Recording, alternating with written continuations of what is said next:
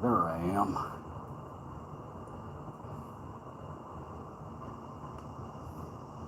Yo, cross the pond. How you doing, man? Just got back from your vacation in Germany. You've been in my okay. The world traveler, ladies and gentlemen.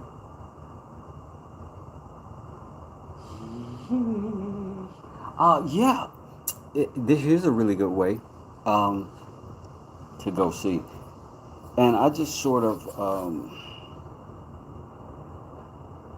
yeah, I just sort of put numbers out. I got a lot of stuff and I got a lot of feedback from friends that was like, this is too low. But it gets all of these things out and it went to the people who watch the channel. And that was amazing. You can look at my last couple of lives. I think it was probably Friday, Saturday, maybe. Saturday, yeah. I was gonna do some stuff, and then I was just gonna go all out all weekend, like marathon it.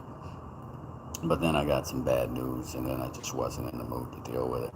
Um, and then I got a couple of behind the, you know, scene emails for a couple of the pieces I have. But if you look at my last live, the description, I've got all of my pricing for all of the stuff on this table right here. But there was a couple of them that I priced, but they won them instead. And I'll show you those as well. But this was sold for 300, but to a guy who bought this first for 300.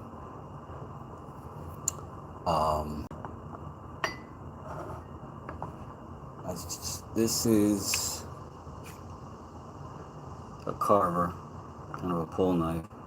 That was 150, maybe 125, maybe 125.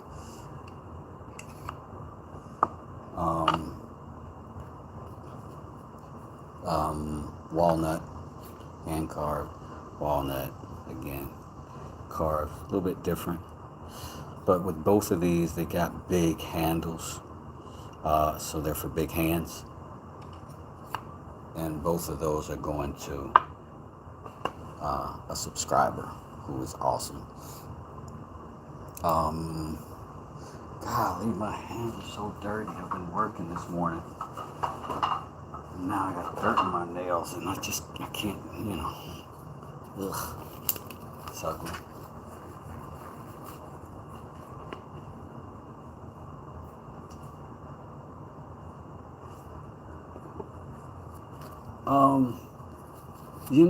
But to be honest, it was like, I'm gonna mail out some stuff. I had some stuff, but I do a whole lot of giveaways.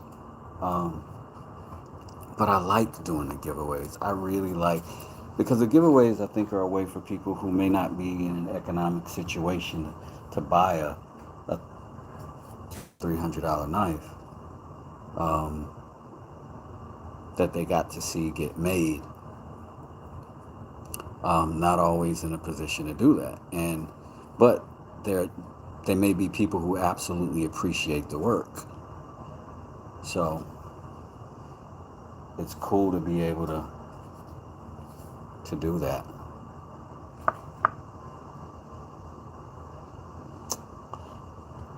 But I always look at a ton of stuff online before I price anything and try to stay below that, because I feel like an amateur. I feel like, imposter syndrome.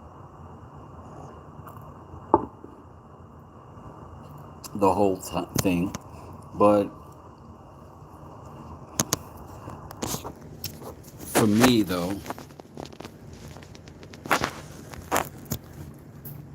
it's a good feeling that somebody would spend really any of their hard-earned money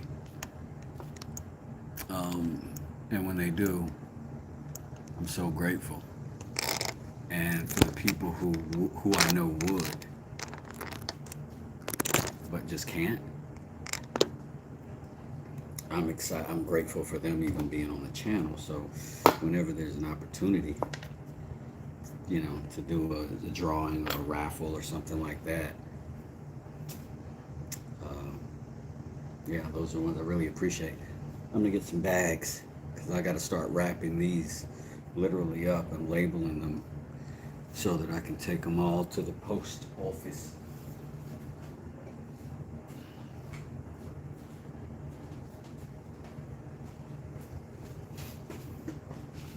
What's up, Ross?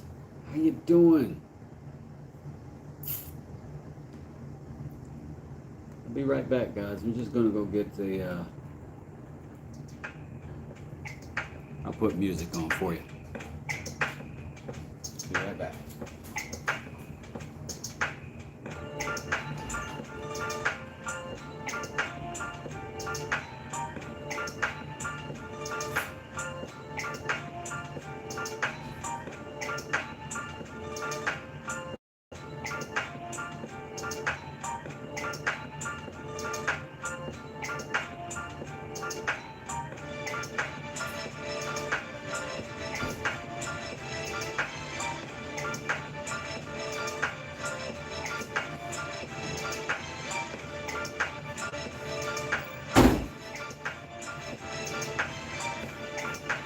Hey, I'm back. I'm back. I'm back.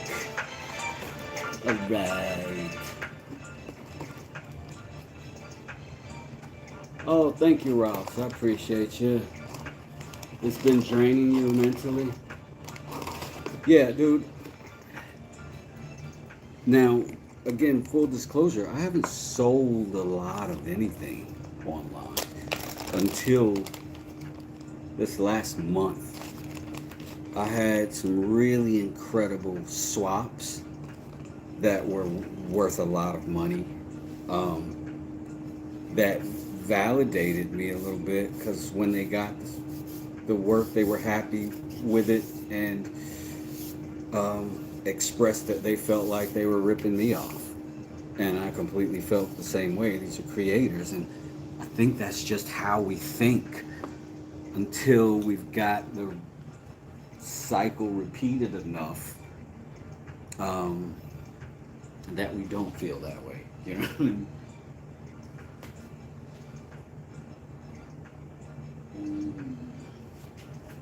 Where is, oh, there it is.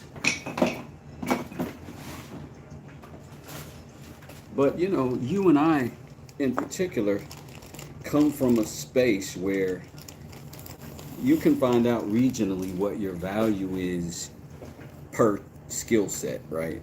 If you're a plumber, if you're an electrician, if you're a remodel contractor, you can check around and you can find out where your skill sets pay for where you at. But for this, it's art more than it's anything else, because people can go to Walmart and buy a cheap knife and cut the bread if they want to. But people are interested in, I think, my stuff in the same way that I'm interested in it, right? This was an experiment that I feel like it turned out really good. And I was proud that the experiment happened and went well, you know what I mean? And I think some of the people who watched the experiment agreed that it went well. And then somebody was like, yo, that's totally worth it. I want it.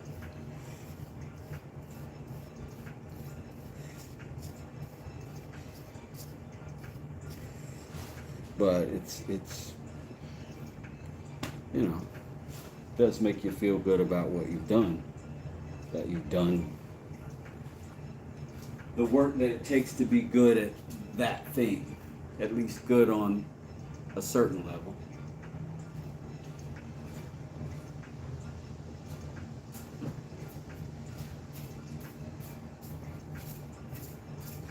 But, you know,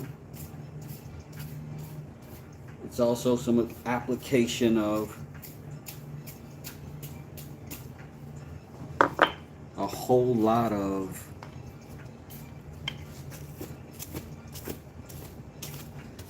other skill sets that, you know, we've developed with our hands over time as well.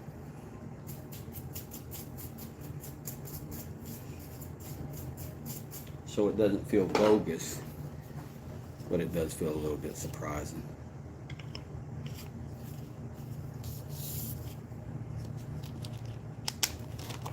Betty, how you doing? That's an excellent way to say it, Ross. Difference between artistry and common goods. Right on. So when I told one person I wanted an N64 cutting board, I thought him look at you like you were crazy. Yeah, but you know, but your cutting board is art, right? And I have bowls in my house that I would value at least $1,000. They will never see food, ever. They'll see a case before they'll see food. 100% they will see a glass case. They won't see food. And your knife is right along with that, right?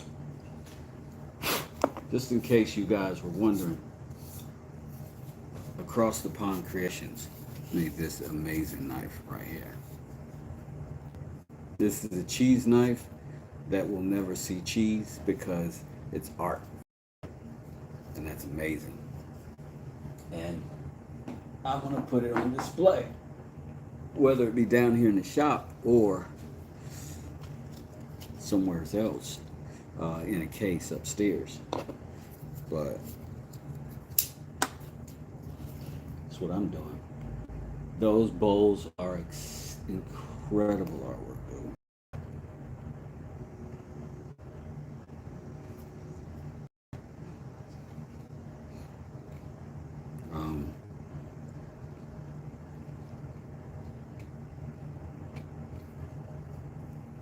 You know, if you know, the thing is, nobody looking for work for anything from you, right? Is looking because they need it. That's what you got to remember. They don't need it. It's incredibly it's incredibly foolish for them to go online, find a creator to make them a cutting board because they need to cut food. That's an incredibly inefficient way to go about it. You know what I mean? So what they want is art. They're asking you about it because it's beautiful in the first place. And there's such thing as sticker shock. But that's the buyer's responsibility. Not the sellers, not the artists. They got to deal with that sticker shock on their own. Nobody at the Lamborghini factory on the Lambo sales floor is going, oh my God, I didn't realize that that times were tough. Man, are my cheeks red. I had no idea. Let me help you with this Lambo because, oh my God, you can barely feed your family. I need to help. I need your help. That's crazy.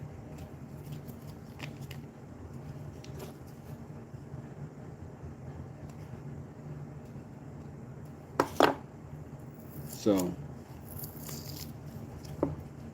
I don't make that they need to be hella wealthy to want to buy a knife.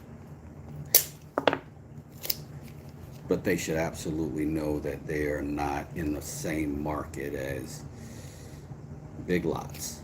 You know what I'm saying? It's not the same market. Look at all this custom taping I'm doing, bro. This custom taping costs money.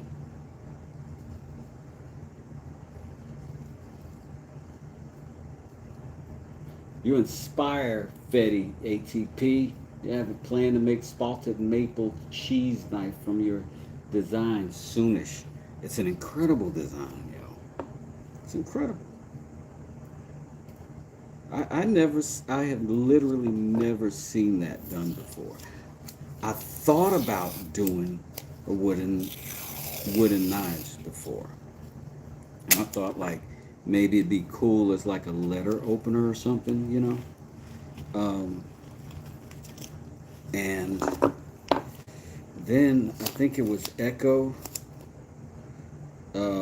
Woodcrafts who did some really cool.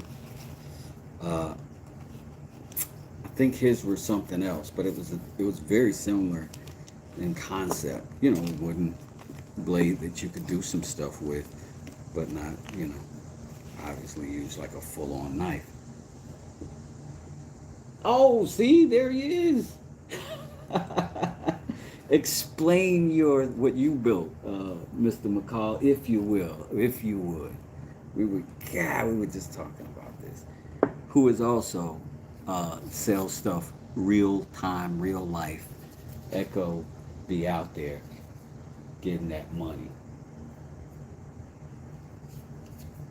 Yeah, Fetty, you definitely got to post that when you get it done. Hey, Juan, how you doing? Hey, Cedar Grow Box, dude, I didn't even see you there. I'm sorry I missed you. What's up, bro? Boop. The homie.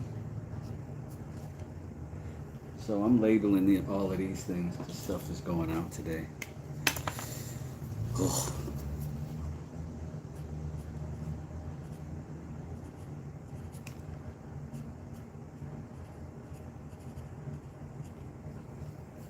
Hey, if one of these knives belongs to you, I'm only labeling Hog Farmers because he bought them live right here. We all saw it, so it's not like I'm putting his business out there. But anybody else, um, if I don't even know how to say that, huh? So yeah, if you unless you bought it live or we did this transaction live, um, I'll, I'll I'll hide your label if we didn't do it live. Unless you say, hey, I don't mind you doing that for me. Yeah, wooden letter openers. So it was the same time. Yeah, but it was awesome stuff. Came a call all the way around. Such good stuff, bro. Such good stuff, bro. This is also the Hog Farmer blade. This goes out to all the hog farmers out there. Living it up, living it up, oh yeah. Farmer's life, living it up, oh yeah.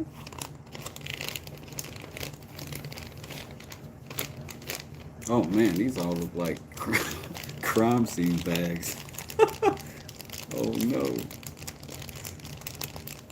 But I gotta label them so that when I get to the post office and have to put them in their stuff, I'll know who's and what's.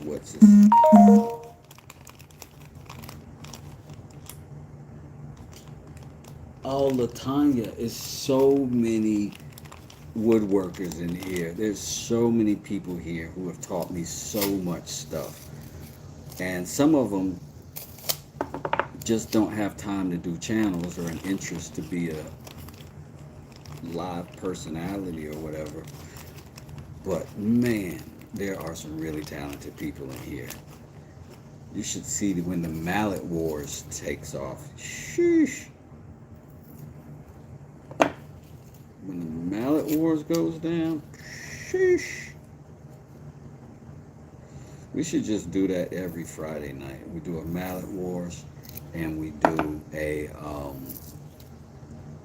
trivia.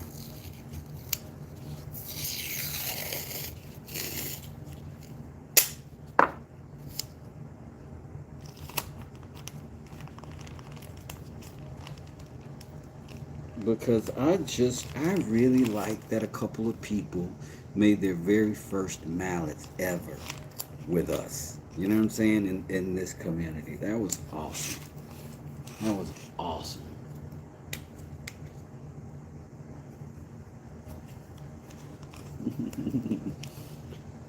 Did I happen to sell that violin pendant or do I still have a chance? Says Fetty Spaghetti to that.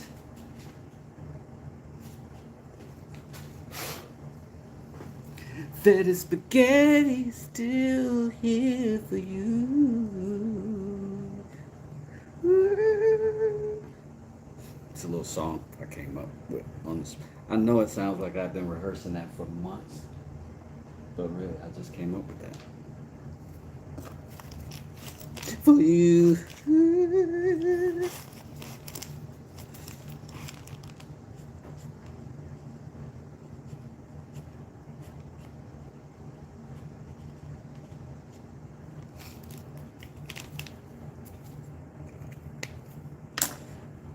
Oh gosh.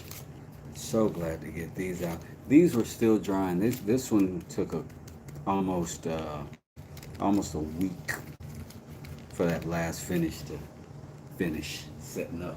I think it's the humidity in the air. It's been raining.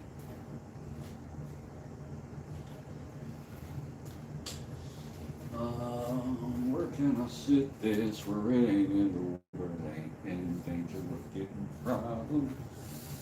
Oh, here.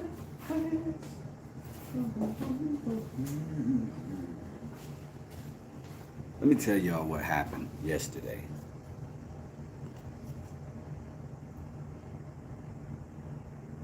That was a fun build, Fetty Spaghetti.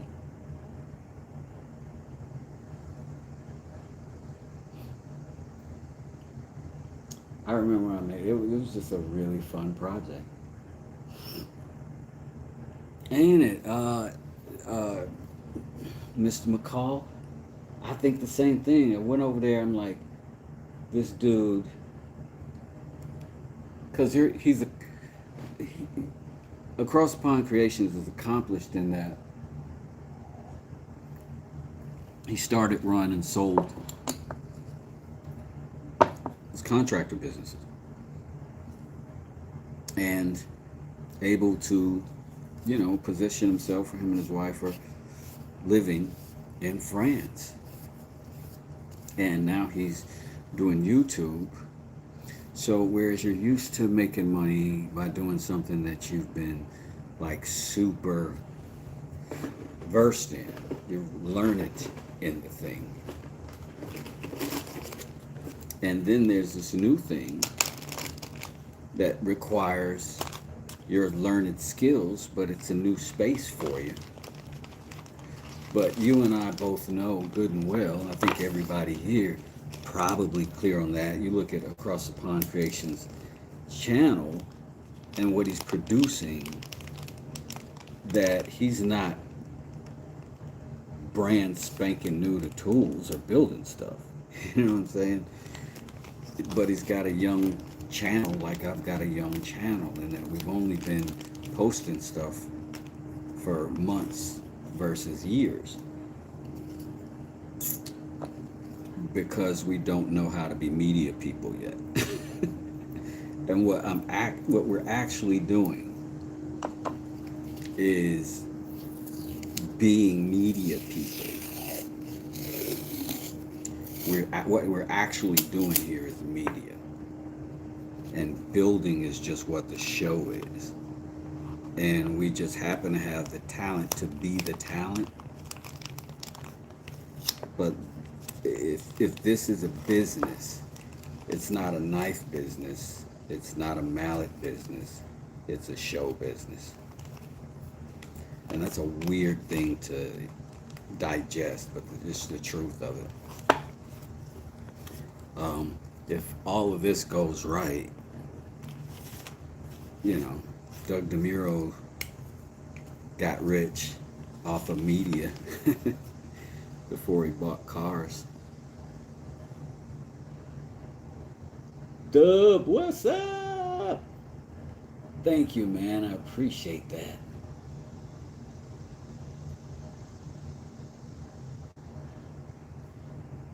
Yeah. Well, it's the sponsorships that's gonna do it. I mean, it's not done it yet for me, but it's on the way. Like I'm getting a lot of inquiry now, and still a really small channel. Um,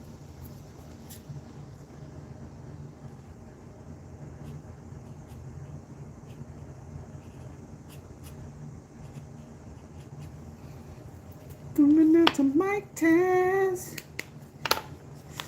Mike Taz create. Another great channel. Taz River Artisans. Mike Taz and Miss Jackie Taz both have channels. She does sewing, and she makes bags and little outfits for dogs and collars and like puppy backpacks. It's amazing. Hello, make sure all is well.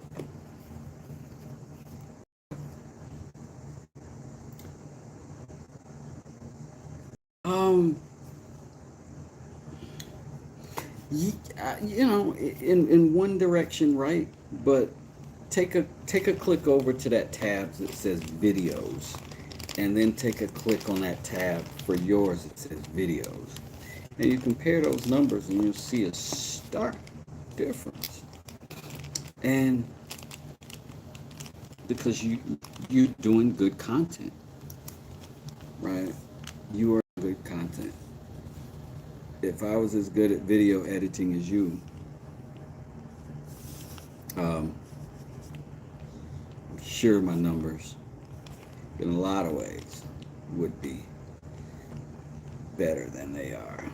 Subs is one measure, but sales is a measure. Memberships could be a measure. I know people with a tenth of my subscribers who have 10 times my memberships. You know what I'm saying? So it's just, about which way you can figure out how to steer your media company.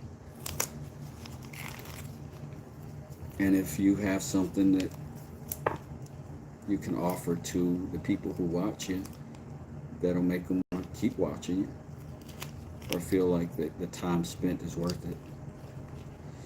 And I think 100% you've got that all over. Like, I don't know if y'all have seen Brandon at Across the Pond Creations. He's not an ugly guy. he's not an ugly guy.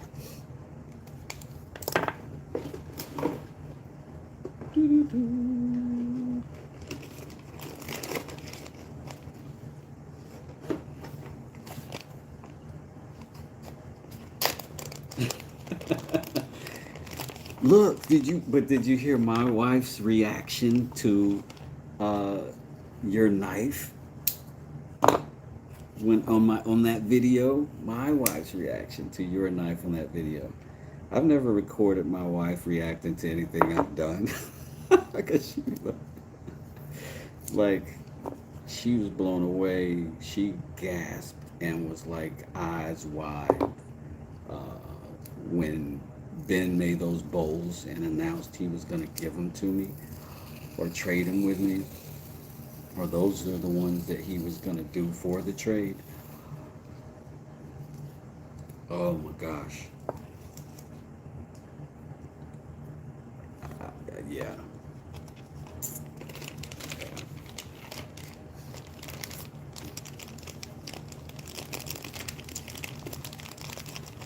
So that's how you should be measured. You should be thinking about that when you start thinking about pricing. That your stuff is good enough to make people who be doing the same dang thing, wives, gasp authentically. So It's a good measure, bro. We're on the way, champ. We're on the way.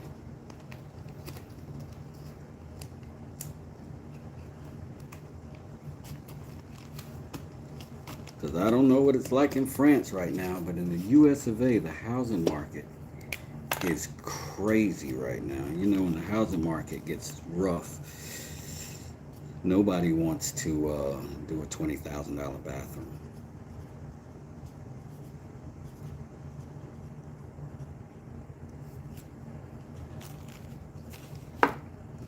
So, had some crazy rain, and while I've had it, I'm gonna make the best effort at YouTube I can. But it helps me see the light at the end of the rainbow.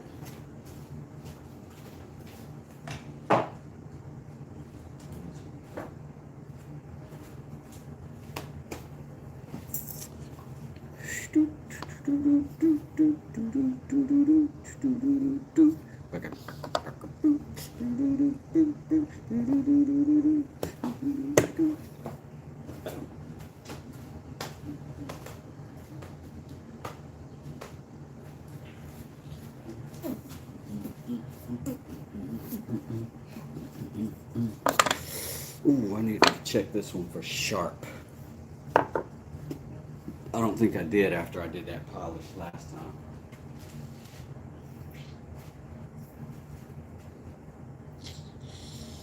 Hold on. Hold on. I need paper.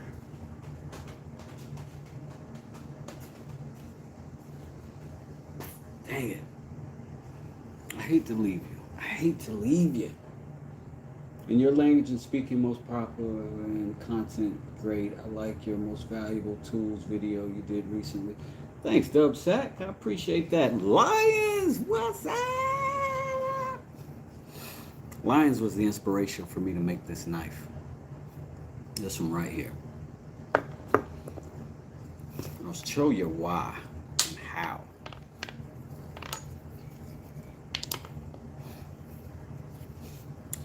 First, I don't have the capacity to make a curved blade like this right now, right? So I bought a cheap knife, a cheap set, 10 bucks, maybe 12 for this. And then I changed the geometry on the back of it because Lions explained to me that the curvature matters here. And if you have a flat and a peak right here, then the knife could drag on the back side across where you're cutting and make it more difficult.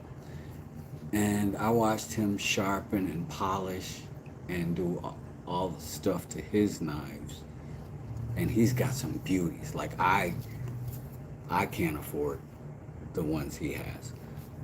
So what I did was try to make mine similar, at least in the delivery of the cut, to what he had showed me, and it worked so good. This is what I mean by all these fantastic people who come in here. I could, like, Lion's 10 times better carver than me. 10 times better carver than me. And here he is in my chat, being cool as hell and giving valuable information.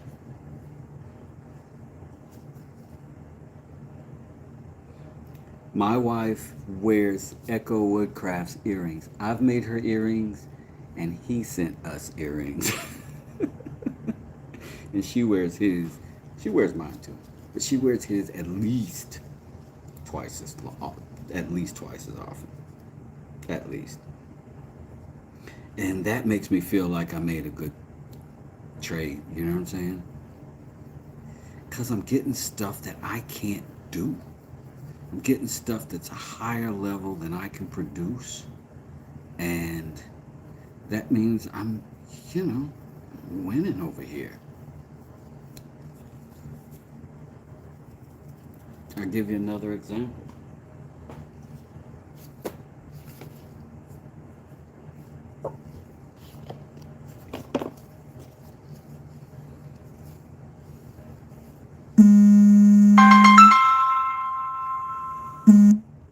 can't do anything close to this. That was a freaking black chunk of iron at some point, and it went from that point to this thing. That is amazingly sharp, profoundly scary sharp. And it came to me from Ron, who makes this awesome stuff. Look at that. I can't do that. I don't have the capacity to do that. He's the guy who taught me how to do this on the level that I do it, to make them strong and reliable. I learned it from a guy who knows way, way more than me. Ron's a freaking legend.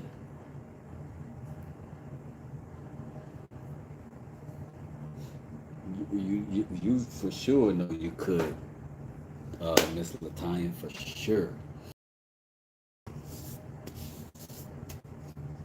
There's so many fantastic creators. There's a guy called the Mad Hatter in, I'm not sure where he is.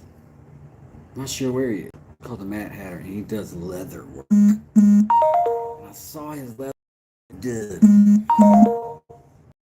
Commented on my video. I felt like Michael Jackson had drawn my house. And I look at his channel, and he doesn't have nearly the following I think he should have. But I say all that to say, I made this knife with him in mind because I thought this would work just like that knife he's using, and that knife looks really cool. And I've been using this as my leather knife and waiting for somebody to buy it ever since. And that wood from Echo Woodcrafts. Kay McCall in the chat. It's crazy. This channel is not just me. It is not just me. Not even close to being just me. It's a lot of really fantastic people. I was getting a piece of paper to cut this thing. I'll be right back.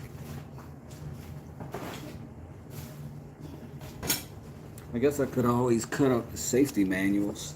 Never gonna use those, right? Let's see if it will. It got hung. It got hung. Make sure I'm cutting one piece, yeah. Got hung. Maybe this thinner strip will tell us. Oh, it's the same thickness. Let's just see where it goes.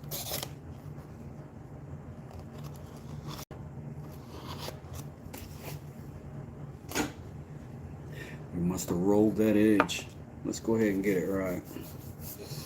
Let's go ahead and get it right.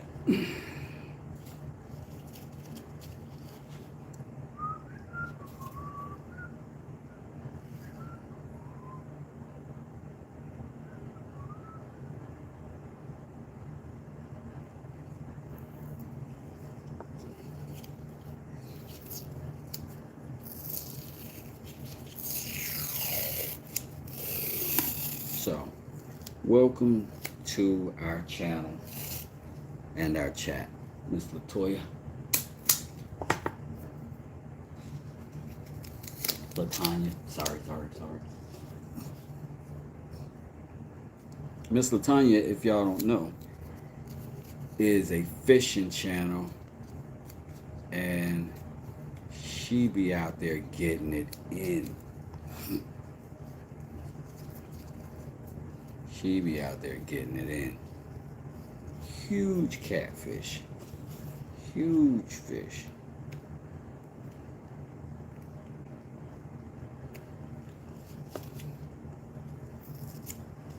They be reeling in fish that would be my PBs. Like, like the whole channel is full of fish that are way bigger than anything I've ever caught. I would have to be a sunfish channel only, because nobody measures sunfish. You'd be like, oh, you got one. All right. So we're just protecting that cherry underneath, so that when we cut this edge, if we get into something wet, which we will, then we don't get water all down in our handle and weird stuff going on. I swear I won't give up on the tape. Like sometimes it'll get hot or get in the sun or accidentally get the heat gun blowing on it, and then it starts tearing like that. I don't give up. It's a constant battle. It's a constant battle.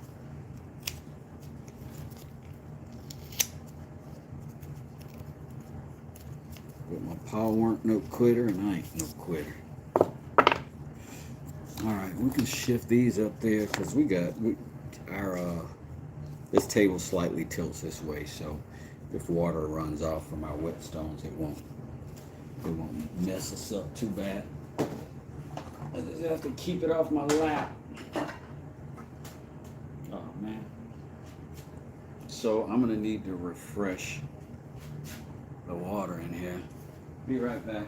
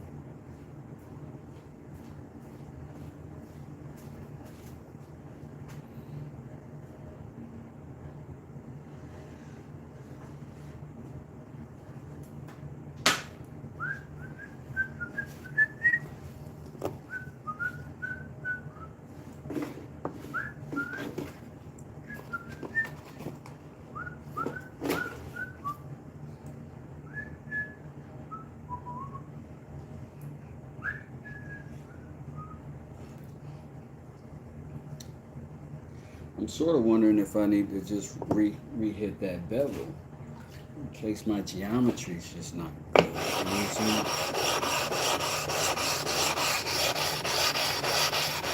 That could be the case for sure.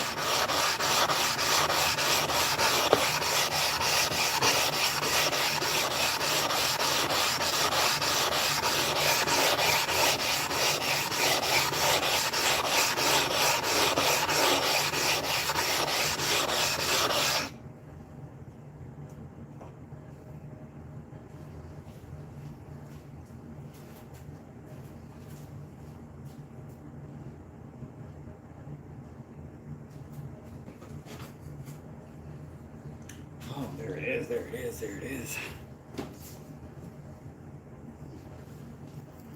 Just got to make sure I got a towel in case everything does start getting a little squishy, squashy. I can keep it from running too heavily into my lap.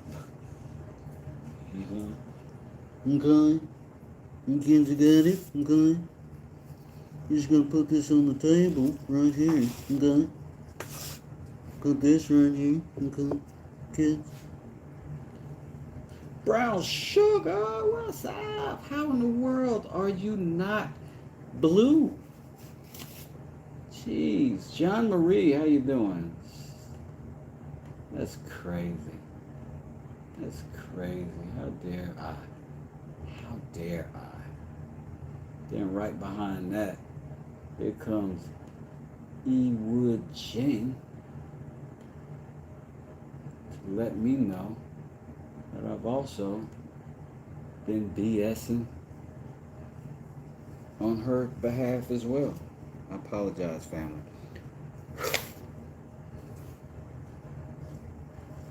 I know not what I do be doing.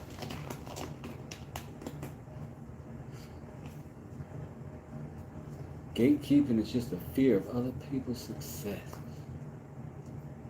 Oh man, that's true. I love that Wes doesn't gatekeep anything. He's always happy to share info. You listen, information, in my opinion, should cost you time. That's it.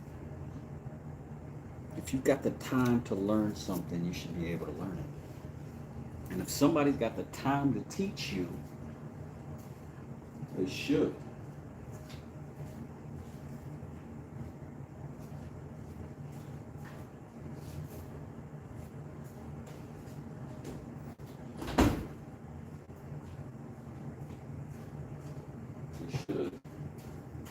They should.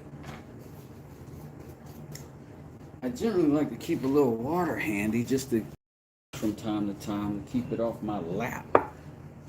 I don't see a lid for that. Oh, here's one. It has stuff in it. Weird. Alright. That is 400 stuff right there.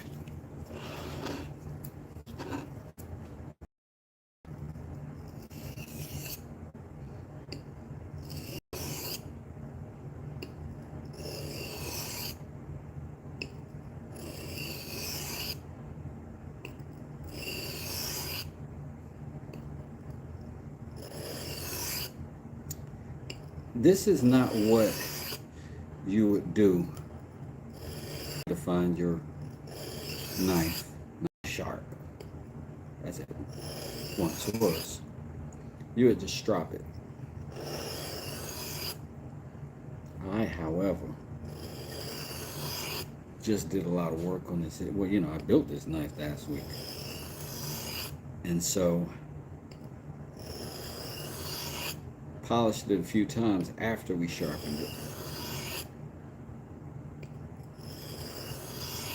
And that can affect the edge. But this is not something you'd likely do again. All the way back to 400 grit. Unless your knife is severely unsharp.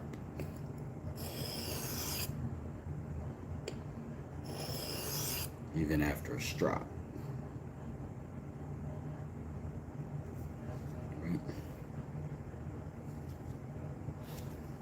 Turn that around, just let that geometry work for us.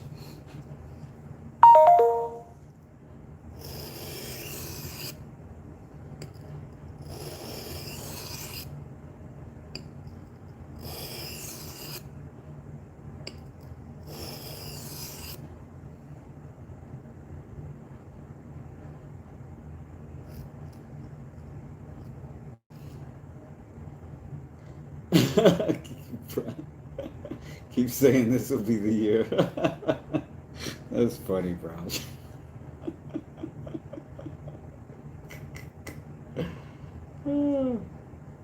Oh, I'm sorry, Ewood. I'm doing a knife.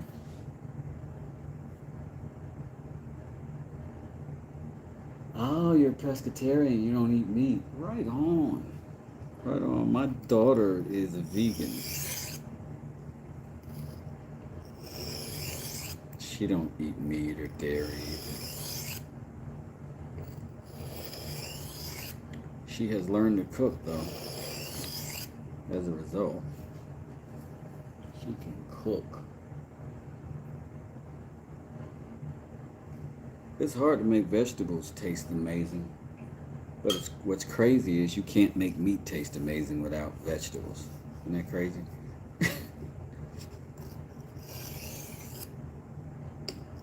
Or plants at the very least, I mean.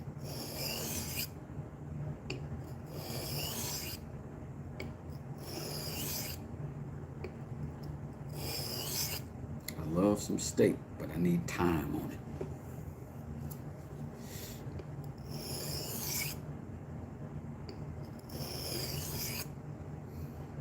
But when we grill, we always get a couple of portobellos to throw on there too for the kids. Slap on some asparagus.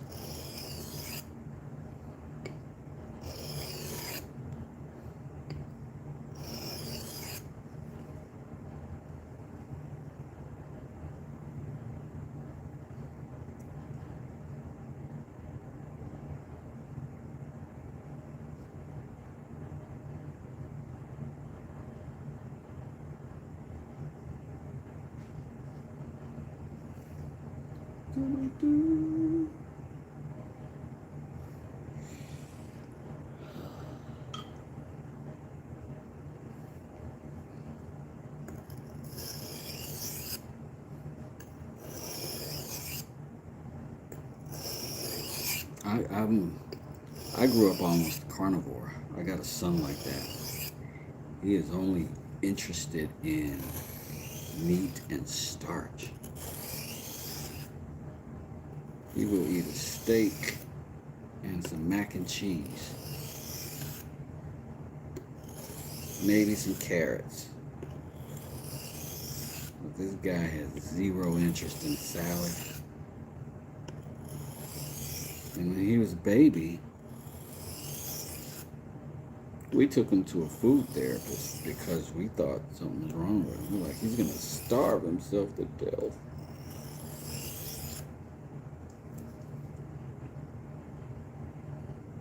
And they're like, no, he won't. But he was slightly allergic to a ridiculous amount of things.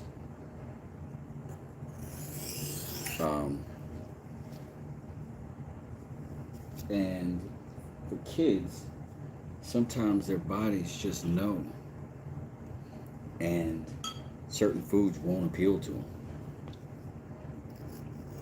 And we just had to find the vegetables he would eat. Still not a lot. But if he could, he'd be eating chicken nuggets and mac and cheese every day.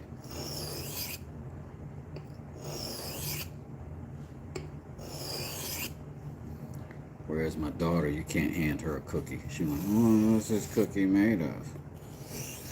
Can I see the PETA agreement on this cookie? I would like to know what testing has been done on this cookie.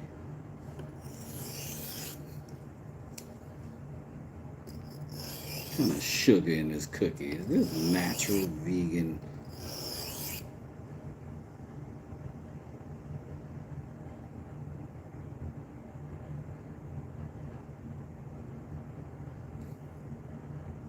Yes, a portobello can taste good. Make a burger out of it. For sure, I'd do that. Some steak and asparagus. What you talking about, Lions? That's delicious, bro.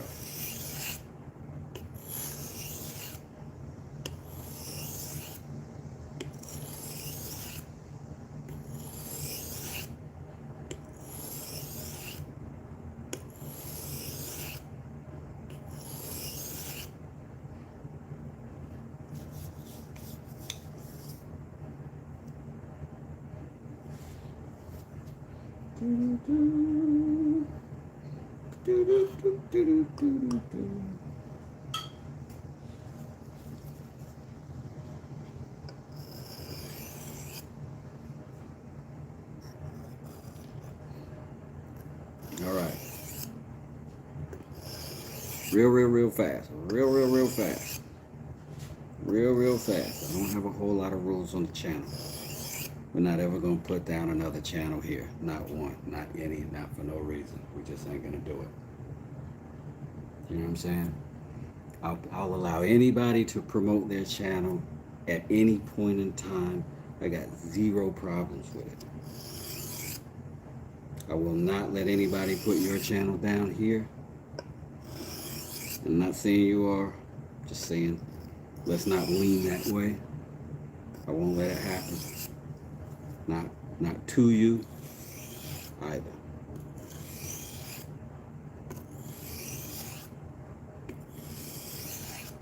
We can be silent about the people we're not happy with.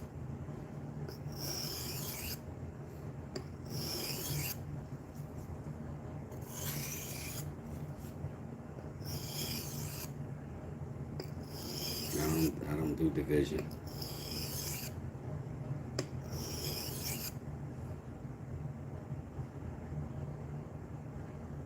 This is true, lines. Everything is fluid. Nothing stays the same.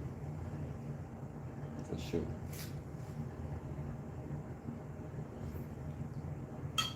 But you can love your mama and your daddy even if they live in different houses. You know what I'm saying?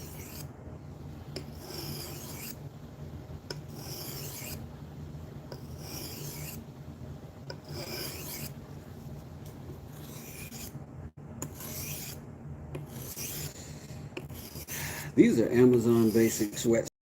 A little extra on this 400 grit because I'm trying to be sure that I get a good bevel, a good micro bevel, I guess, on this edge. I think it might need it because of the thickness, but just want to make sure it goes out to its owner sharp and somewhat maintenance free. I gotta send a strop.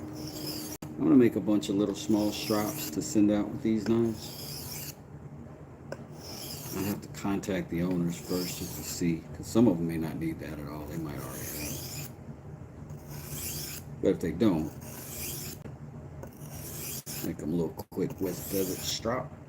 Add some genuine leather. Some extra compound here too.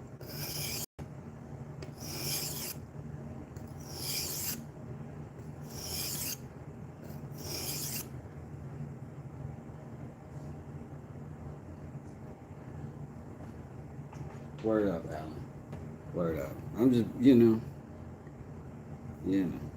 how he. I don't have to tell you.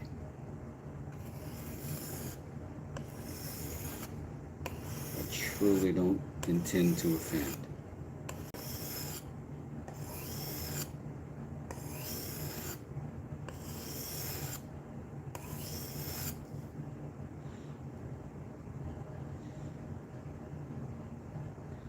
Trying to get a good thing going on the back side of this blade.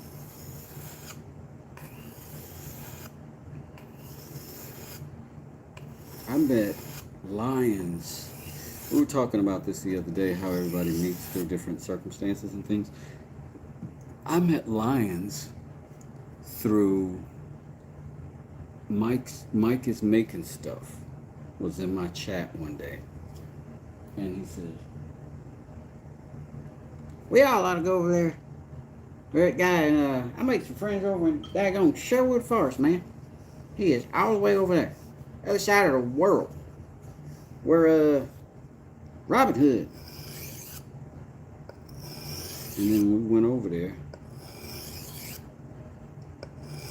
And that doggone lions is as charming as it gets.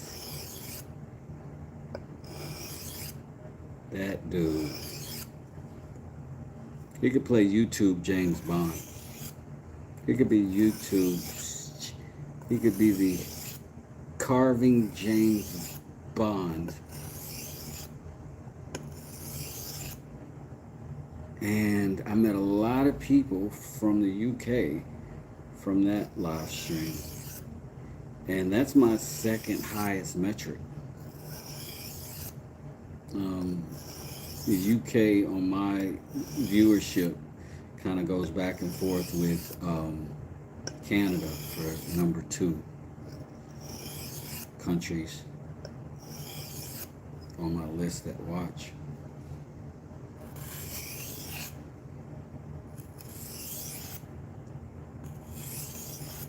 And I would say probably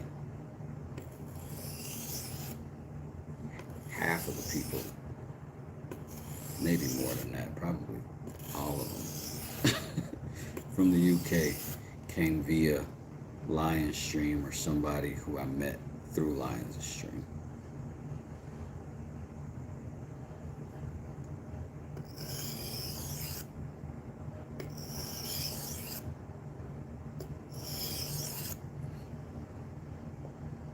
that fateful night. All right, Chad, I got to roll. Time to do some work on my website, get the business my way in France. All right, buddy, have a good night, I guess it would be over there. Still making stuff, spoons, etc. That's right. Lions make some dope ass bowls too. For real, if you want to learn how to carve knives or bowls, I don't know a better place.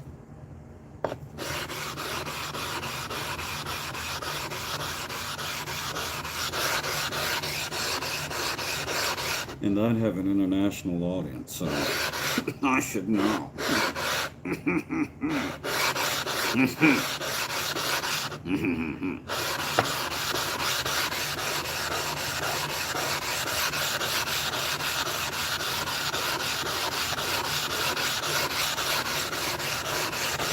He's a maniac, maniac. Almost dinner time. Goodness. I'm still burping breakfast. Just in case you needed a visual.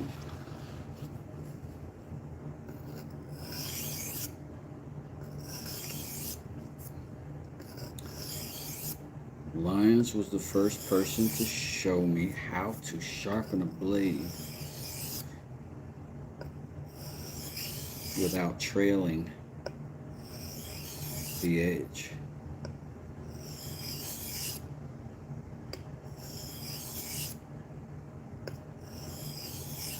And I've practiced the technique since.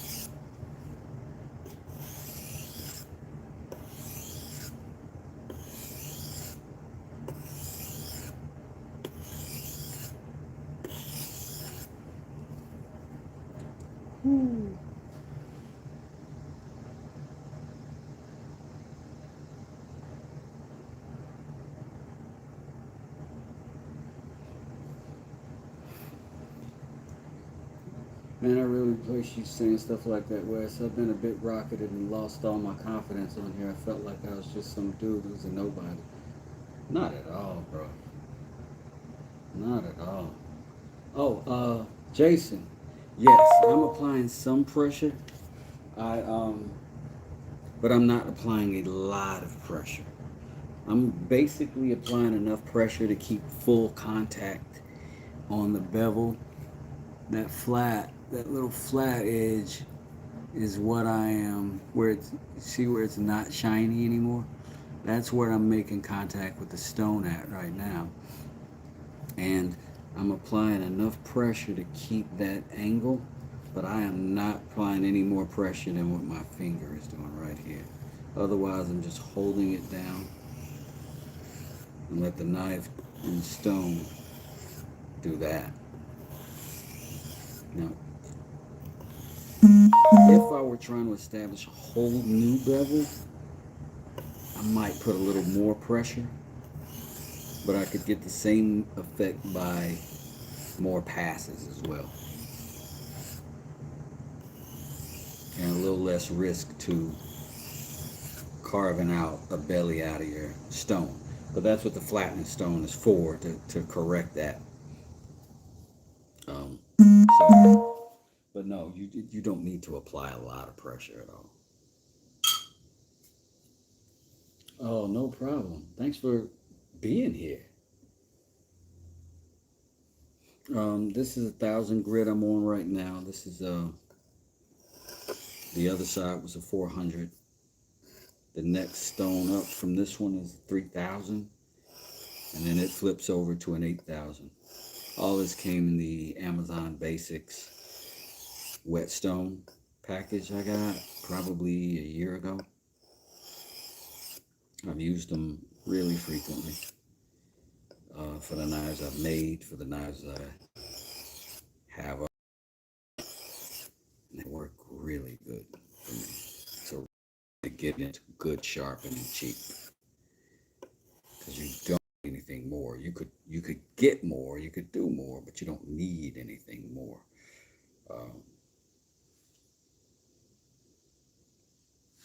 Unless you're in some sort of business that requires something weird to be happening. But if you're just a guy who likes his knife sharp, do it. And it'll do it 1,000 times.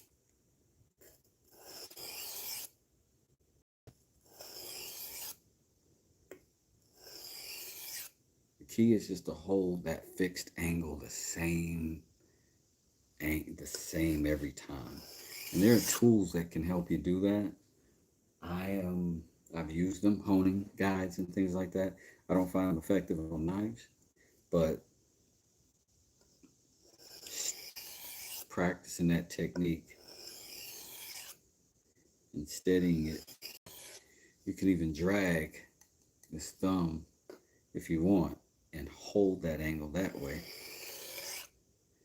Just wear gloves, or you'll see a lot of sharpeners with like a band-aid on their thumb and a band-aid on their finger. That could be because they cut them, but it's often because those are the fingers that are going to be cut with stones too. And you don't want to rub your hands raw, doing this. Because it's also dealing with water or oil, things that can go into your pores. So be mindful of the knife health, the blade health, and the human health.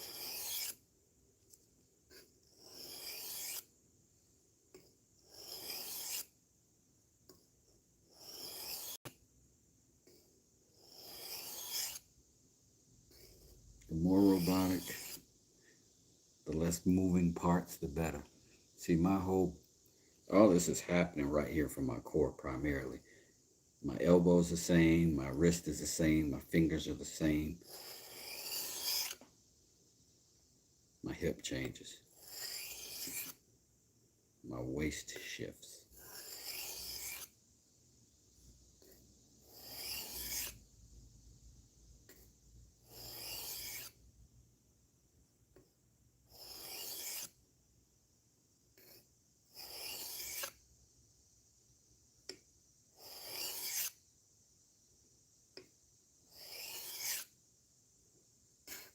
It's this finger right here that's dropping me in the same spot where I've got the edge of my blade going. This finger here, as it enters the stone, it posts up, it keeps the tip straight. Keeps me on the same line even around the corner or around the circle. Keep the dull spot. See what I'm saying?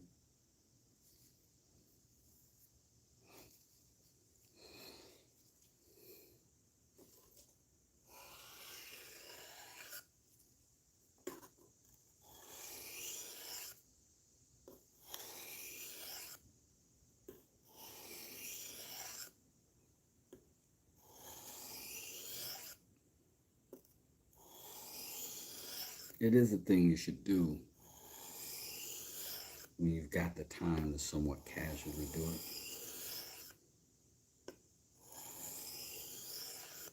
One, it's a better experience that way. It's way more relaxing that way. But two, it gives you the opportunity to really dial in your technique. Whenever you got the opportunity to go slow, you should go slow.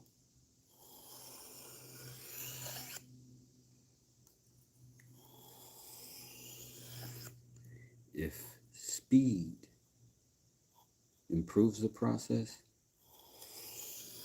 Time will tell you that. Because you will go faster automatically.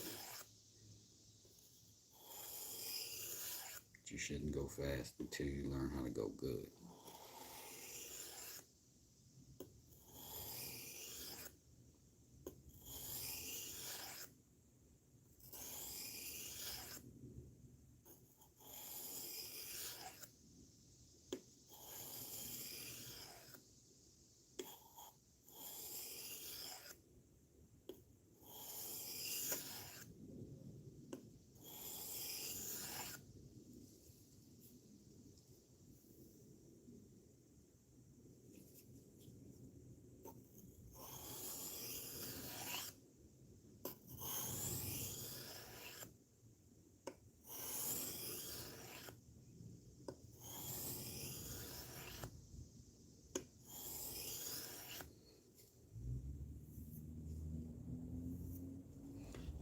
Beard Groove, what's good? Yeah, I am the machine. All my knives are sharper than ever. Right on, Lions. I recently been strapping with MDF and polish. I got my axe to shaving sharp edge for the first time. Oh yeah, MDF and polish. I'm gonna try that. I'm gonna have to go back and watch a video and see what you're doing. That's awesome. We're gonna go steal Lions techniques, y'all. Making it public. And then I will give them to you. I'll be the Robin Hood.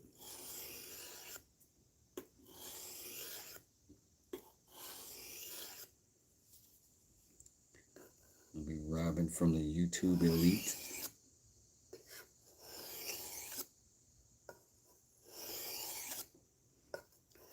And giving it to the peoples.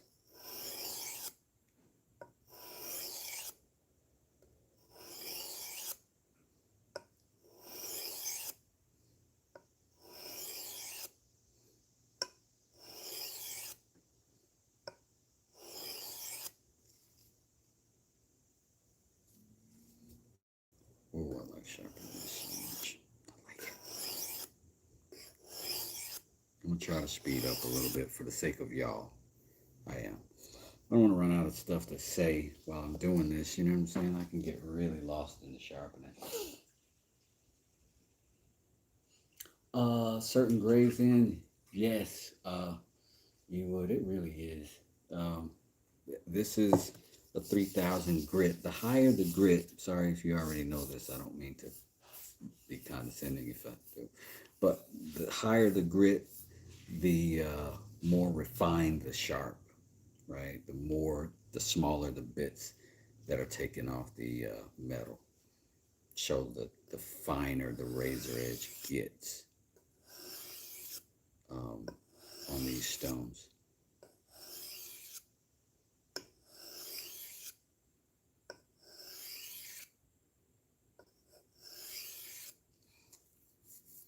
And, you know, one thing about human beings is muscle memory, right? So if you learn the wrong way and you practice it, I won't say wrong, an ineffective or inefficient way, what'll happen is if you learn a better way or a more efficient, more effective way, you'll have to do that much longer to train that out of you from habitually going back to the less effective way. So you got to be conscious about it for quite a while to keep from doing that.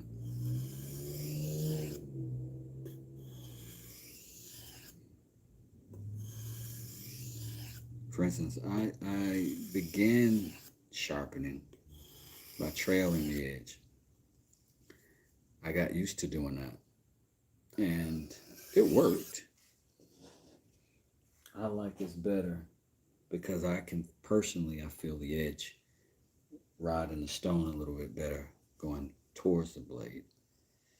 And so that I can feel more consistent that way with this type of knife. There's some that are different, that I feel differently about because of that geometry change. But because I grew up with cheap pocket knives, my habit is to snatch a thing off my wrist and do this. I've been doing that my whole life prior to that, right? Just because contractor, I'm out in the field, I just need the rope cut. I don't need it refined. I just need it cut. But now, this is a different thing.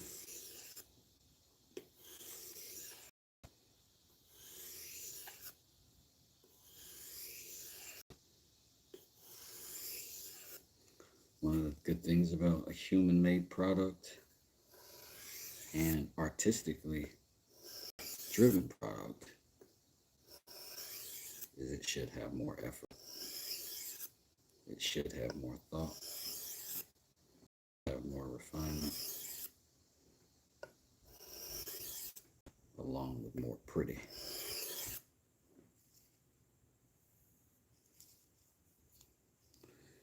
So it's coming along. I'm gonna go from the 3,000 grit, flip this over and get to the 8,000 grit. How will I know when it's sharp enough? What really happens is you don't. Because I haven't cut anything prior, I just failed in cutting something.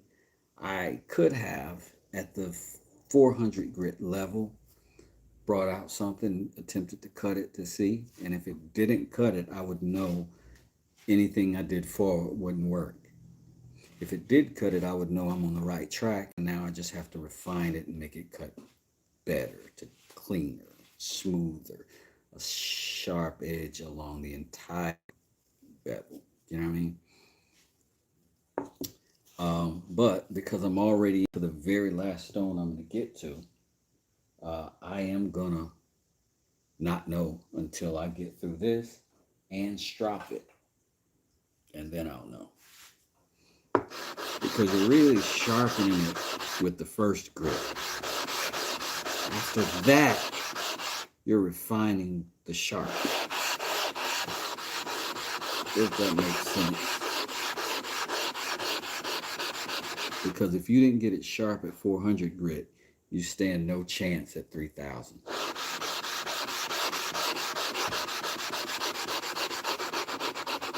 Hey, Knots, what's up? Hello, what's going on? Speaking of, all the YouTube creators that be in this chat, Pilato's got a channel, great spot, great shop, doing cool stuff, make stuff for his family. I always look at Pilato's channel just to gawk at his obvious love for his family and all the cool things he makes for them.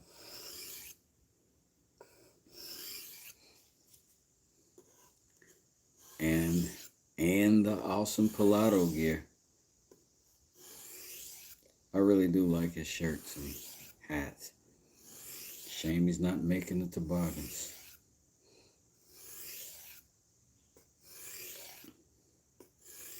Pilato was in the Mallet Wars with a beautiful mallet. You can look on my community page and see it. And when you do, click on his doggone subscribe button and become his friend.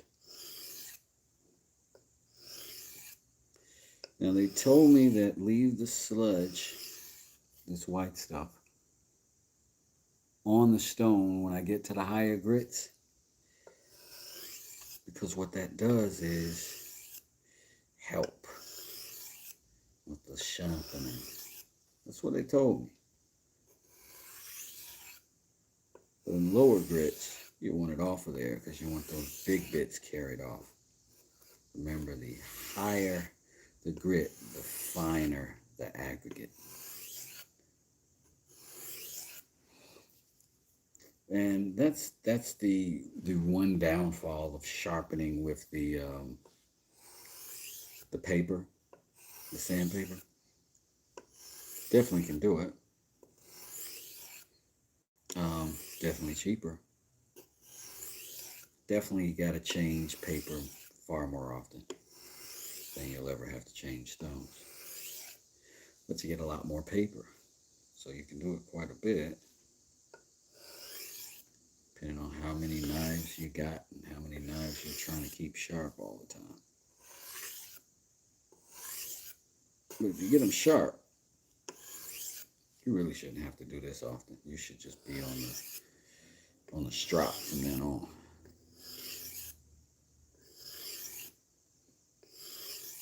And then you know to move on when the strop ain't cutting it no more. You say, okay, I gotta sharpen again. Whew. So, but we're always trying to remove a burr. There's a burr that will develop on the back side of the edge as you sharpen. And usually you try to stay on the heavy stuff until you see that burr develop, because you won't get sharp without seeing that happen either. That's another indicator there, Jason.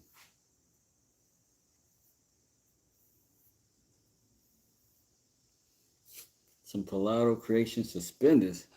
Listen, if you do, I'll come after you and every cutting board you've got.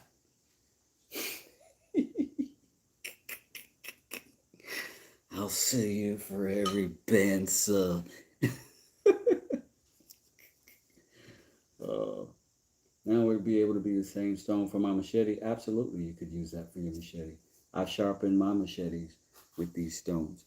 But what I've done with my machete, though, because the machete is much bigger than the stone, I pick the stone up and I'll sharpen the machete like that. You can still feel the bevel. You can still feel the edge. But that's how I do it. I don't know if that's proper or not, but it works.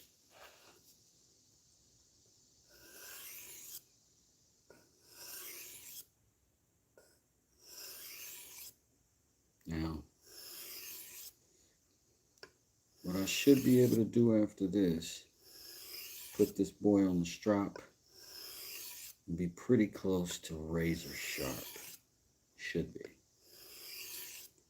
Well, I know that for sure without cutting something that needs to be cut with something that's razor sharp. No. But for me, it's about learning a good process, refining that process, practicing that process, and that's sort of a guarantee of success. So, while I'm shooting my fat mouth off, let's try it out. Let's bring the strop into the equation. And I happen to have intellectual ownership over the most brilliant strop ever made on this YouTube channel. The Magna Strop. Seriously, you can totally steal that. Yeah, what you been making? Knott's Woodworking, not so ordinary woodworks. As well.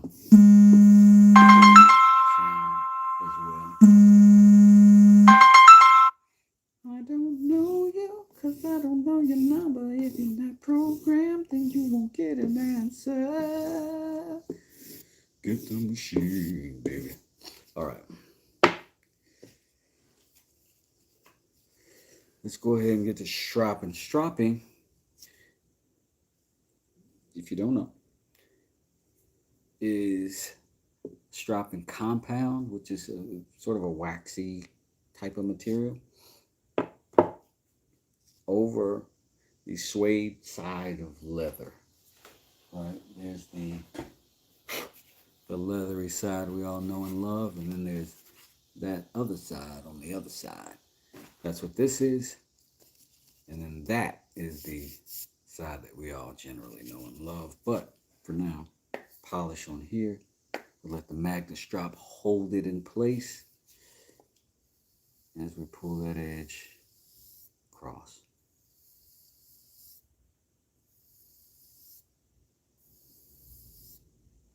And if there is a burr on the back side of that edge that we can't see, strap will get it.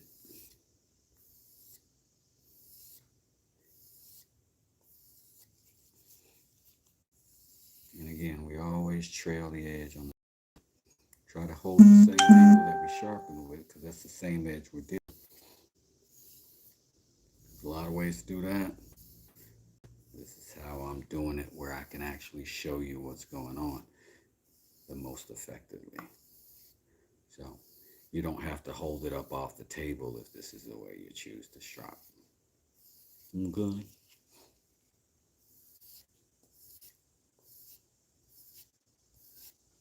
And you can hear that burr pulling. You can hear that little drag. You'll also be able to feel it when it drops off too. You're going to have to do both sides because it'll just kind of rock back and forth between the two. And what I'm calling, that's just a little narrow, thin, tiny little piece of metal that's holding that edge, that's holding on to that edge that we have essentially sharpened mostly off. And this is the process of getting it off and polishing down that edge after it's off.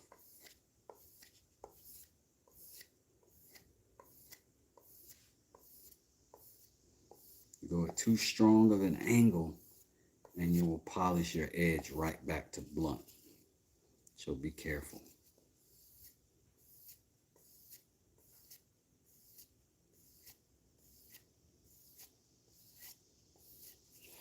Now it's gliding across there fairly smooth. Got pretty good confidence that the burr is off the edge.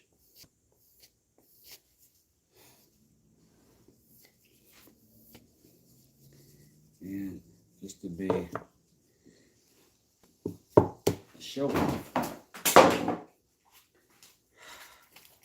I got these diamond emulsion bottles from EDC Lace.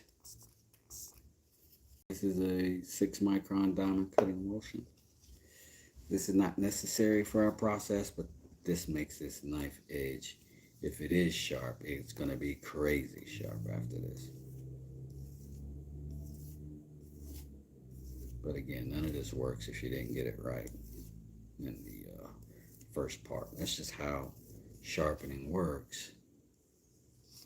Gotta be careful all the way through. And if you end up with not a sharp knife, you just have to repeat your process. Again, a little slower, a little bit more carefully. And generally, yes, it's magnetic on both sides.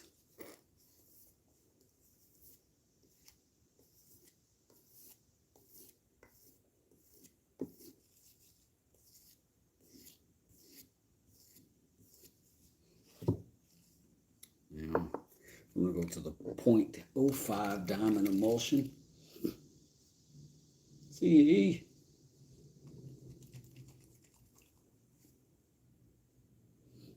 Two-hour drive, picking up coworker. Now another 2-hour drive. We'll listen in on you. Oh man, beans. Sounds like you got some voyaging. I've been doing some crazy driving myself lately. I might have to do some today or tomorrow to get to the south side. Go visit with the homies. I probably put too much on there. I should have sharpened my other knives with that before I, dang on it, I should have struck. Because this stuff is like gold.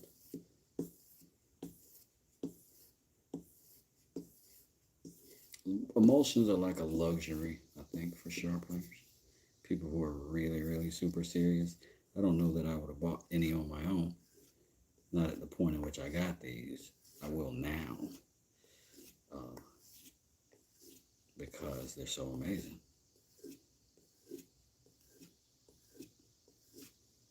But I've got the time and the space to concern myself with high levels of sharp because I'm making knives that people buy from me. You know what I'm saying? All right, let's see if it worked.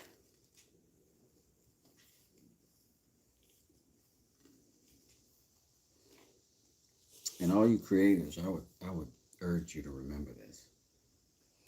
They're not exactly paying for you to be an expert or for you to be perfect. Generally, when people are buying your products, they're paying you to be committed to it being good as it can be.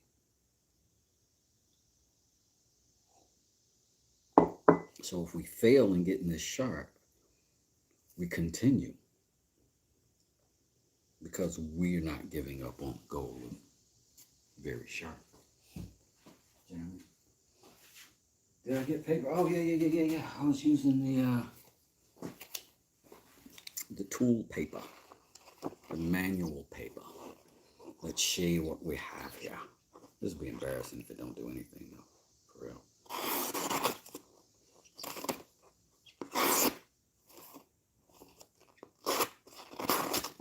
Getting a little snaggle pushed. It's sharp, though. Because this stuff is not the easy stuff to cut.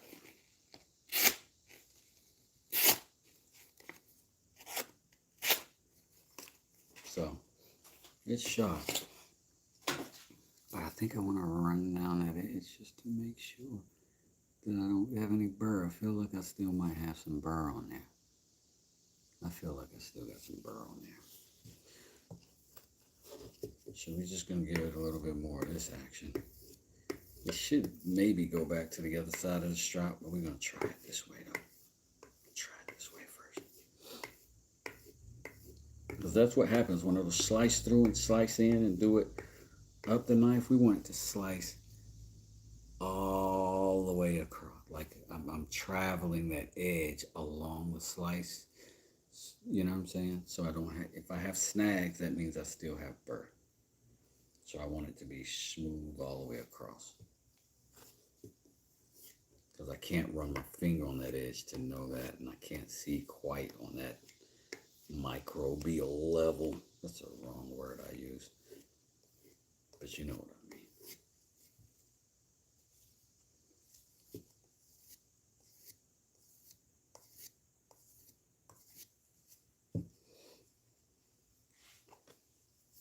Wood is also a pretty good indicator too. If I'm slicing down a piece of wood, it'll usually snag and grab something and won't let me do a thin cut. But we can check that. We can check that. And we can also check end grain. That's a good indicator of toughness. Let's try it. Hold your breath. Oh. Hey. Hey. Hey.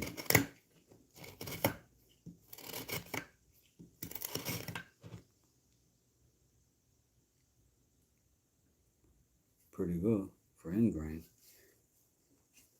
Let's check for refinement. Again, we're going to come all the way down that blade as we pull.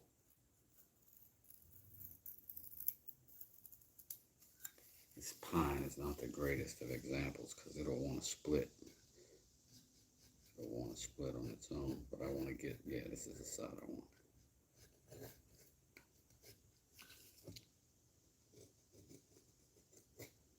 It's hard to stay on the edge with a curved edge. So we sliced paper, we sliced end grain. That's pretty much understanding it's sharp. Everything beyond that is a little bit of showing off, but I'm not beyond it. I'm not beyond it. But I do want to polish that edge. Ugh. I still got burr on there. I can see it.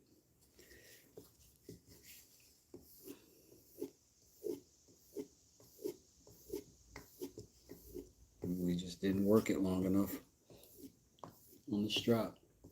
You gone, Jason? Or you just saying what's up? Oh yeah, this is for a customer. This one got purchased. Um, this one got purchased. I've got maybe 4 or 5 knives left that are not purchased, but I got 7 wrapped up and bagged and ready to go today.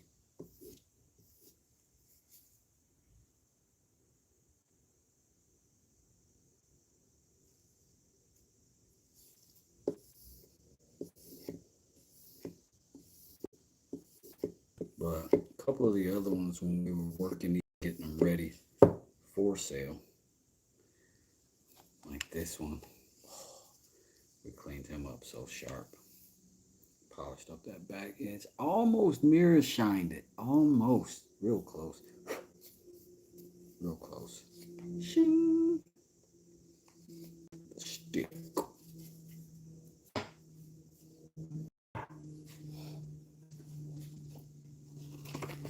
Check it out.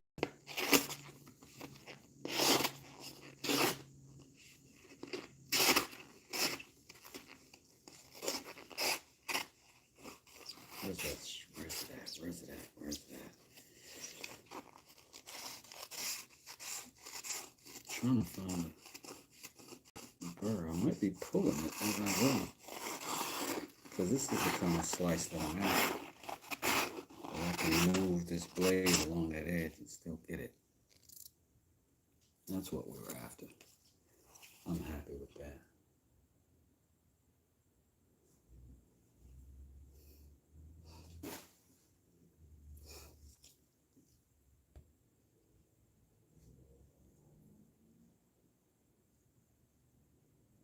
Do, do, do, do, do, do.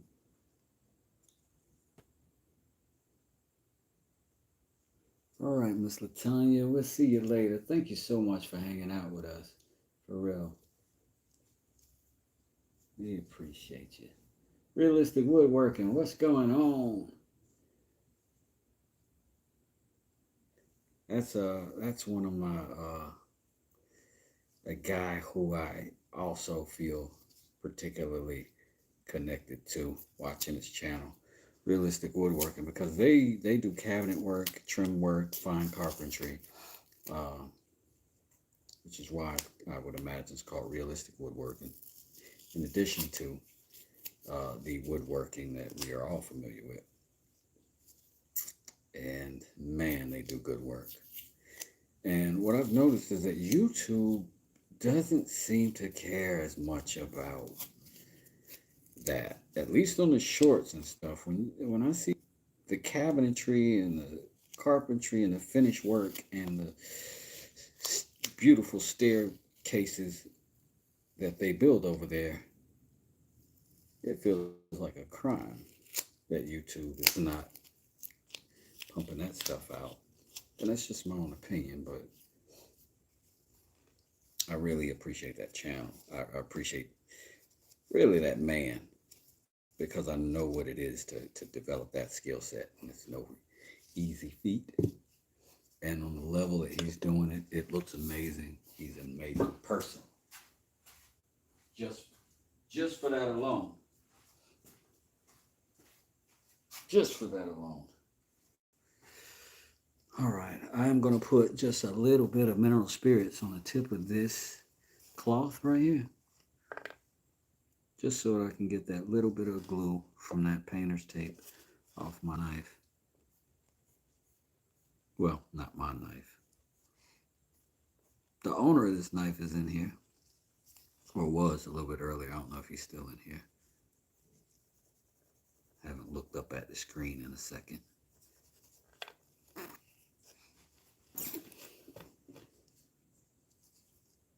What's the sheath look like for this one? I'll show it to you. This one is one of the few knives that I've made with a belt sheath. This is a sheath for that one. Slides right down in there. This is probably some of my more complicated leather work. I don't think I've done anything quite, because there's leather inside of this opening as well.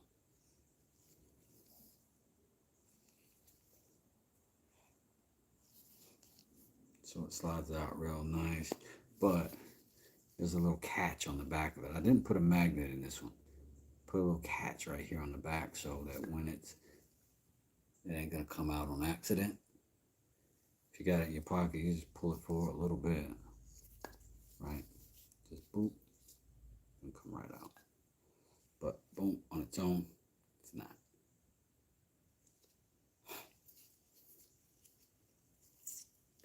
All right, now we're gonna just touch up that one little spot to get our finish back on it.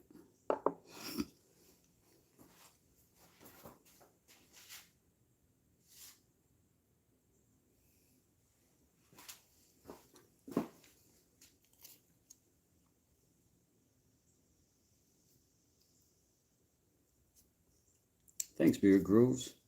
Cottonwood is really cool. Yeah, I think that's cool. I gotta figure out something else to do with that cottonwood though. A friend of mine was really excited about me having that cottonwood. It's like, oh man, that stuff is hard to come by. It only grows in a certain part of the country. I was like, what? Because I'd never heard of it prior to receiving it. And that came from Caleb Woodchucker, chainsaw carver. And again, man, I keep telling y'all how fortunate. And also, you see why all the giveaways. Caleb sent me a box of cottonwood bark from a contest he entered me into on his channel because I was a member. I wasn't even present. I won it. He honored it and hit me up and said, hey, man, you won. I have been blessed, and I continue to be blessed by so many incredible people. Golly, I don't even wish I could take credit for this whole channel because I couldn't. And it wouldn't be what it is if it was just me. Just wouldn't be. And not that I'm king of the world, but you know.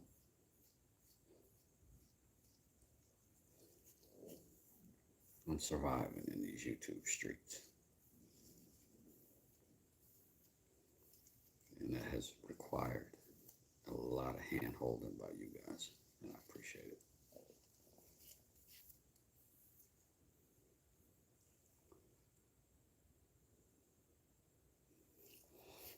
So that's nice and oiled up now. We're back good. I hated I had to do that, but I needed to do that. This particular formula that I got on here right now should be dry within hours. And then I will bag this up with the others. If not, I'll bag up and take away what I've got ready and send this out as soon as it's dry. But I'm gonna go put it in my driest spot in the shop for now so that it can start that process. You do have several special people on here, Wes. That's true, Joe. That is true.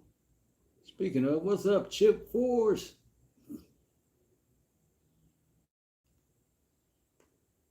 What's up with you? How you been? How you doing? Set this somewhere where it's not going to get justified.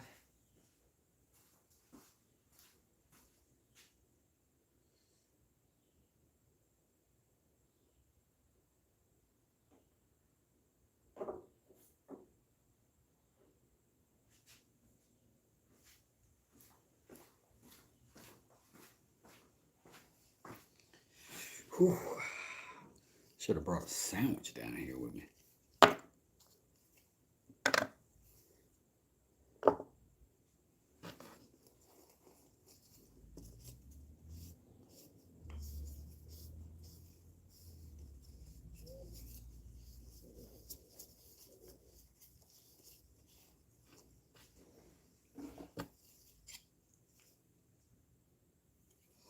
Make sure we're all good here. I'll put a quick strop on it before I send it out too. When I get off this live today, I'm going to the post office send these bad boys out. So if anybody's interested in a knife or any of these that I have left, now's your time. I can get it out to you today.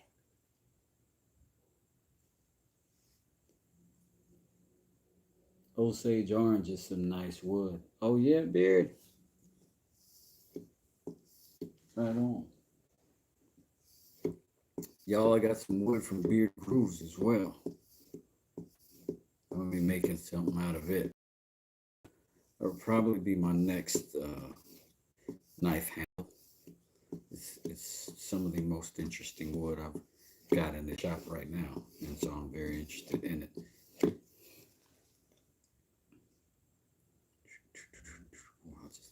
I love the edge of this blade. Speaking of machetes, this knife got cut out of a machete blade. I cut 3 knives from that machete blade. And here's 2 of them. And then Ruiz has the 3rd. And all 3 of those knives, they get made them, those edges like sharp. They just sharp.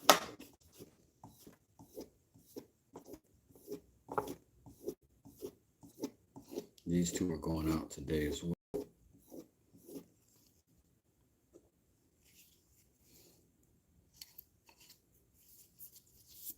It was sort of my first batch of what I would call real knives, because they were knives that actually were good enough, sharp enough metal that could actually be long-term effective. I made several knives before I learned how to heat treat to practice the techniques of making those knives. And they were pretty, and I mailed them out to people as gifts, but I wouldn't have sold them because I wouldn't have believed in the same way I believe in these.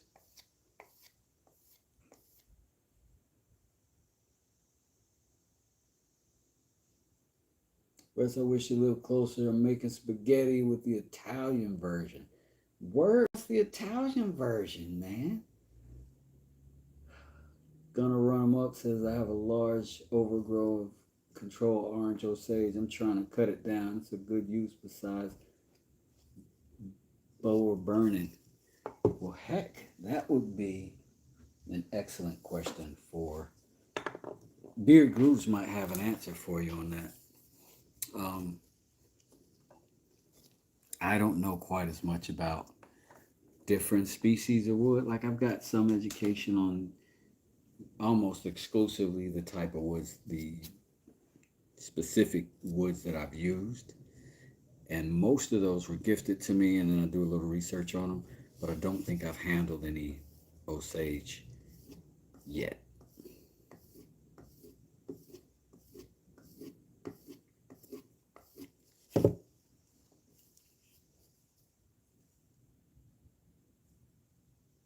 So it'll make something cool. So I don't know what particular properties it has that would, make some cool things. I love how this turned. Like, this is Vitelli, I don't know. It starts with a V, has a couple I's, L's, and T's in it. But it runs real strong. It's a super tough wood. And then it turns that edge. And when wood turns a corner like that, for me, it's so nice, in my opinion. I get so excited about seeing that. I don't know why. Don't know why. I just really like seeing the wood grain. That's a spalted maple here on the back, out of my backyard. I should go gather some more. Same stuff here.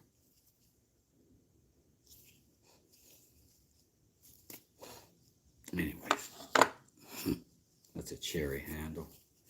Those 2 are going out today. I can wrap that up because it looks done.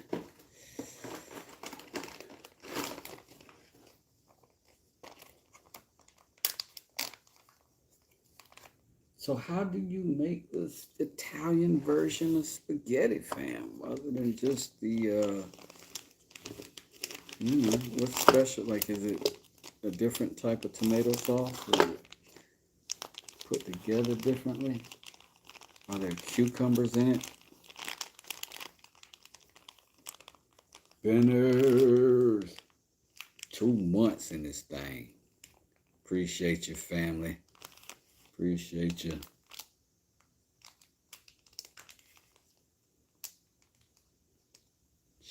Standing in the building, 10 toes down. Respect.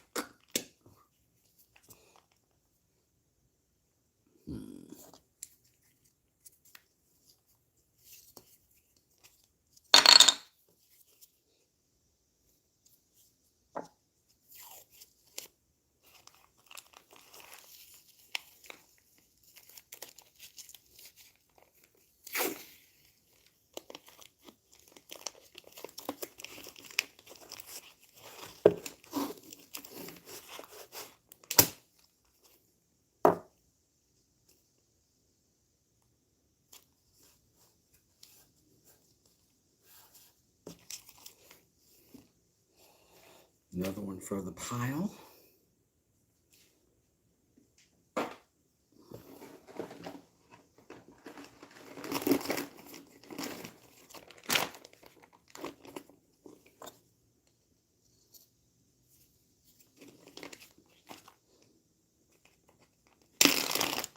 This knife I carried every single day for a full 2 months.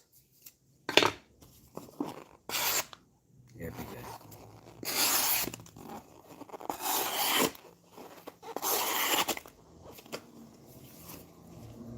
Crazy how sharp that is. It's like having a pocket machete.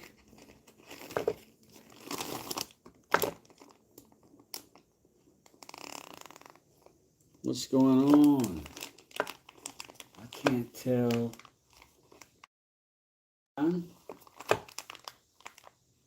Wonder why your membership doesn't show up. Oh, Dr. Scoop from Pit Stop. You're an amazing guy, man. Appreciate you, dude. Appreciate you, dude. Thank you very kindly. Man, y'all, like I've been saying all day. Y'all really be looking out, man. I'm grateful. I am grateful.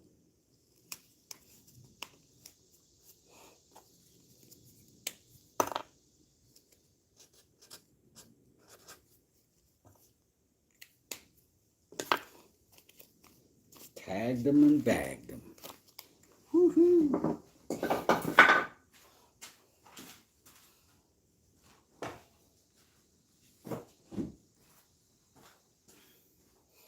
Let me see if there's anything else that's going out today. Yes. Yes. Where's that?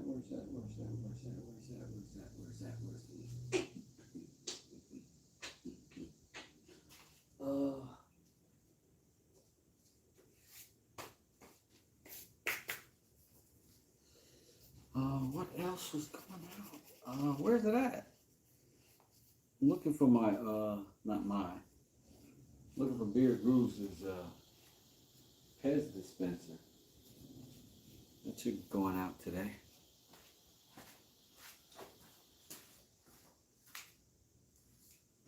Where's it at? Oh, on my desk. Doop. Doop.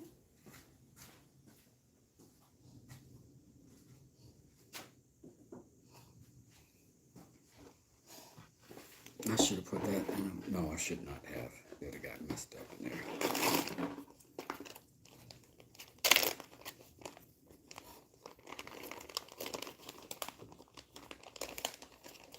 You do good, good gets done to you. Jason, Monday, I think that's so true. Oh, Jason, I'm sorry you're new here. I made a Pez dispenser out of walnut and Purple Heart,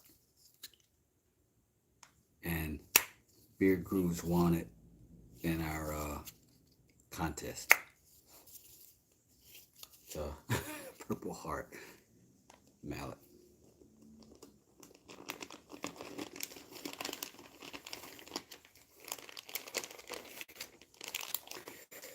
So we're gonna wrap this up.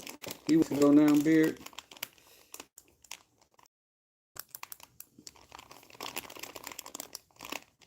Beard Grooves has been championing our trivia. He's been really good at it. I just think he's a guy that pays really good attention, because trivia, sometimes it's trivia, but sometimes it's about stuff in his shop. He pull it off every time, or quite often. Him and Smoke shop. Smoke has won so much he's forfeited stuff. Let's flip that over. Tag it up. Just sending out knives and they all over them. Crazy.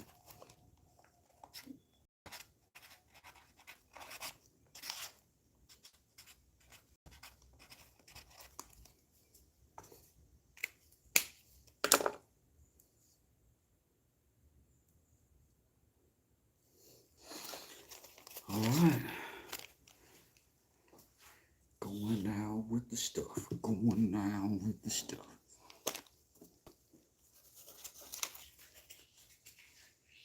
You had to start giving stuff away, started feeling bad. Oh, man.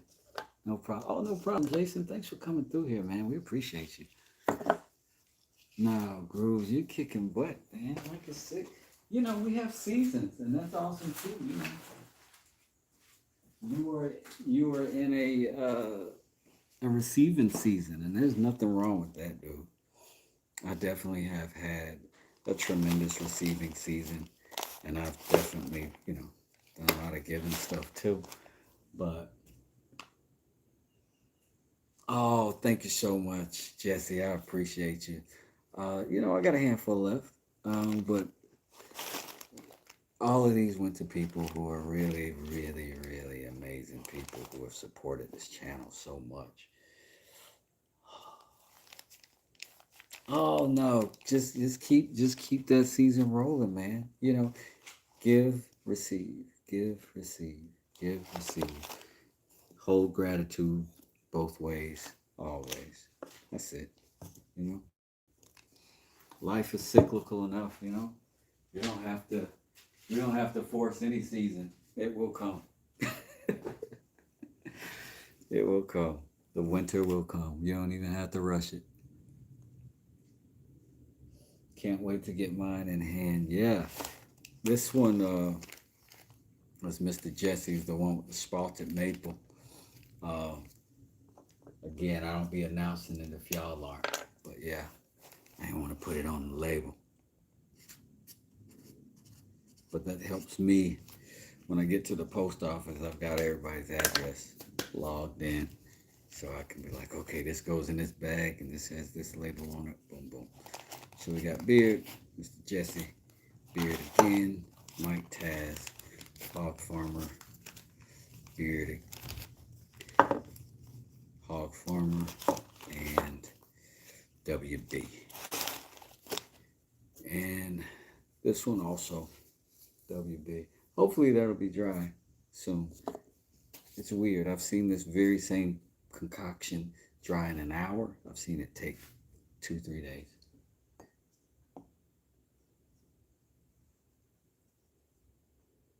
That spalted maple is gorgeous. Thank you, Jesse. BG seems the less you have in life, the clearer your mind is. That could be so, huh? Double check my zip code, Wes. You had 2 different codes on my packages last time. Okay, I will do that. I will definitely do that. Is that why they came on? Did they arrive on different days? Because I sent them out at the same time. But that's probably why, if they did. Love to see my whose artwork, Chip? Oh, you're saying you love to see the artwork? Thanks, man. I was so confused. Thanks, man. I appreciate you. Oh, that's taxing,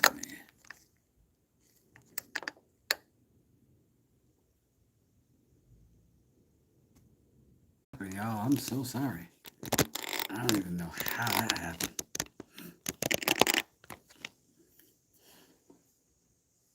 But it sounds like y'all getting ready to get out of here anyway.